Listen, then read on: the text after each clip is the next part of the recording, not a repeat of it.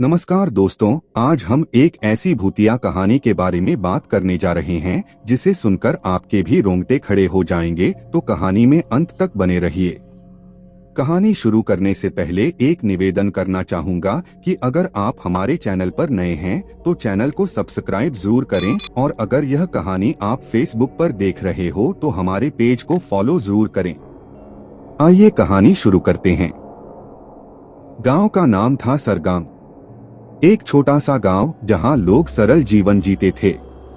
लेकिन उस गांव के एक कोने में एक पुरानी हवेली थी जिसे लोग भूतिया हवेली कहते थे।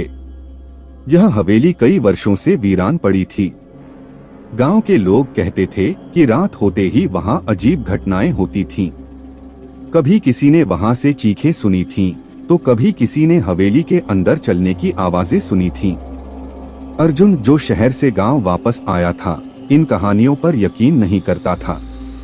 उसका मानना था कि यह सब पुराने जमाने के अंधविश्वास हैं।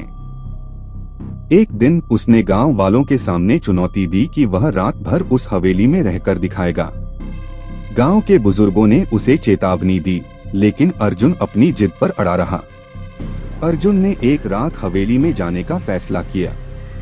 उसकी जेब में सिर्फ एक टॉर्च और कुछ माचिस की तीलियां थीं। जैसे ही वह हवेली के गेट पर पहुंचा, उसे अजीब सी ठंडी हवा का एहसास हुआ। चारों ओर सन्नाटा था। हवेली के दरवाजे को धक्का दिया तो वह चरचराते हुए खुल गया। अंदर घना अंधेरा फैला हुआ था।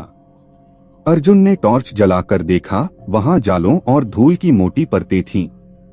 हवेली के अंदर कदम रखते ही उसे एक अजीब सी घुटन महसूस होने लगी, मानो हवाओं में कोई साया घुला हो। वह धीरे धीरे कमरे की ओर बढ़ने लगा। अचानक उसे सीढ़ियों पर किसी के चलने की आवाज सुनाई दी।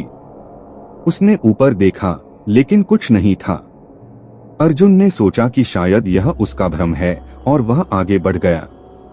कुछ देर बाद जब वह एक बड़े कमरे में पहुंचा, तो उसकी टॉर्च अचानक बंद हो गई।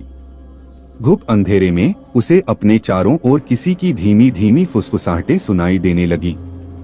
उसने माचिस जलाकर देखा तो कमरे की दीवारों पर खून से सने हाथों के निशान थे।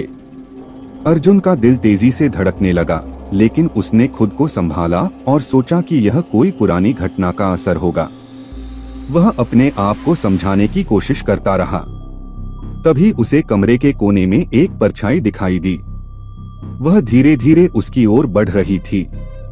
अर्जुन की सांसें तेज हो गईं। उसने अपनी जेब से टॉर्च को फिर से चालू करने की कोशिश की, और जैसे ही टॉर्च जलाया, वह परछाई गायब हो गई।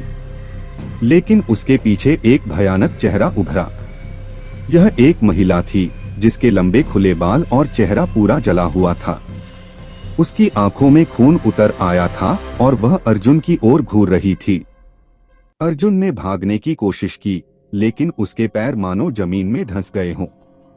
वह कुछ भी नहीं कर पा रहा था। तभी महिला की भयावह हंसी गूंज उठी, जिससे पूरा कमरा कांपने लगा। वह महिला धीरे धीरे अर्जुन के पास आने लगी और उसकी ओर इशारा करते हुए बोली, तू भी वही करेगा जो उन्होंने किया। अर्जुन की आवाज गले में अटक गई।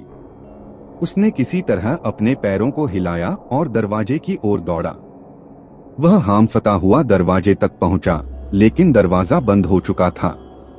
अब उसे यकीन हो चुका था कि वह फंस चुका है। अर्जुन ने दरवाजे को खोलने की कोशिश की, लेकिन दरवाजा टस से मस नहीं हुआ।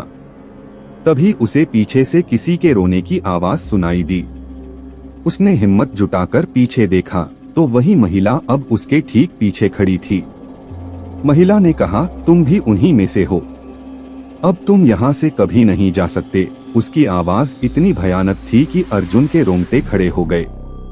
महिला ने अपना जला हुआ चेहरा उसकी ओर झुकाया और अर्जुन को कुछ महसूस हुआ कि उसकी आत्मा उसके शरीर से अलग हो रही है। अर्जुन की चीख हवेली की दीवारों में गूंजने लगी और फिर सब कुछ शांत हो गया। सुबह जब गांव वाले हवेली पहुंचे तो अर्जुन का कोई नामो निशान नहीं था। सिर्फ एक जली हुई टॉर्च और कुछ खून के निशान मिले।